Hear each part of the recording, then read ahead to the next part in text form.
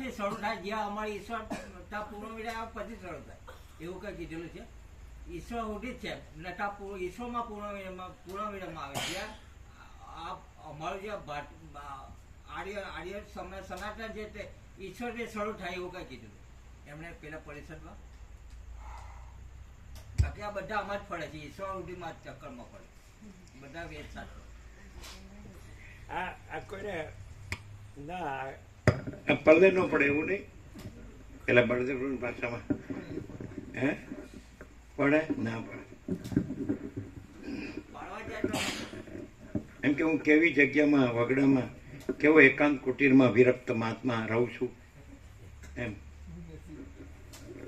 જીતુપ્રભુ કોઈ આવે ને જોવા માટે એટલે બતાડે આ અમારી કુટીર છે, અમે અહીંયા એકાંતમાં રહીએ છીએ અને ભજન કરીએ છીએ.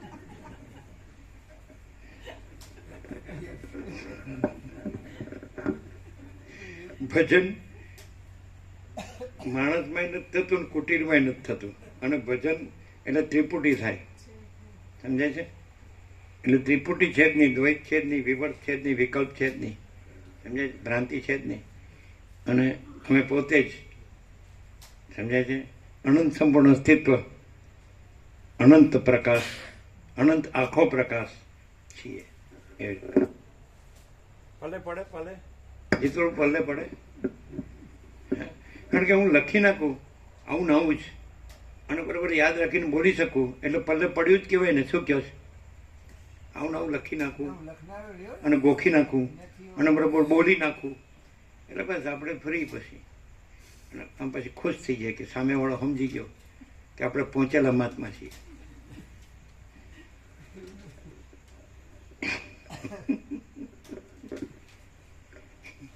ભલે પડે ન પડે ને સારું. તમે જ કીધું નહીં પ્રભુની જેમ રાખે એમ ને આમ તેમ, એટલે ભલે નો જ પડ્યું કહેવાય ને. હા, દ્વૈત કે વિવર્ત કે વિકલ્પ ભ્રાંતિ. હવે ધારો કે અમે બોલ્યા એટલે ભાઈ તમે આવું ને આવું બોલી નાખો તો એ પલ્લે પડ્યું ન કહેવાય. એટલે તમને શું થયું here and now at this very moment, એમ કે હવે તો પ્રભુ રાખે એમ. શું હે તો પછી શું ઠન ગોપાલ.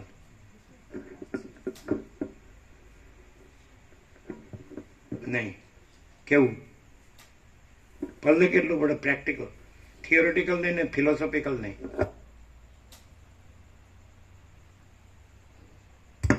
રામજી પ્રભુ આજે ખોદર પ્રભુ કહેતો 29મી 10 થી 11 બધા કેવા કહેવાય સિનિયર સિટીઝન, બધા 70-80 બધા એમના ત્યાં છે ને એમાં ભેગા થવાના. એટલે એમને બોલાવ્યા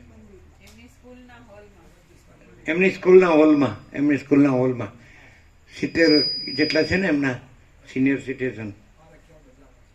29 તારીખ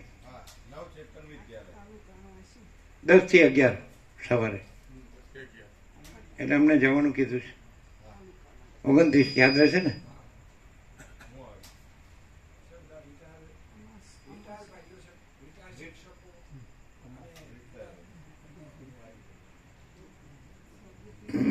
આજ સવારે કીધું.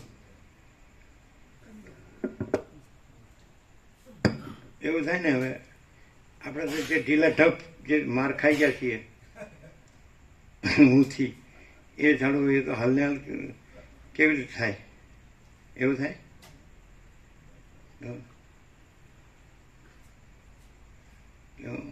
હું જરા પાકું કરીને કહું, પાકું કરીને કહો.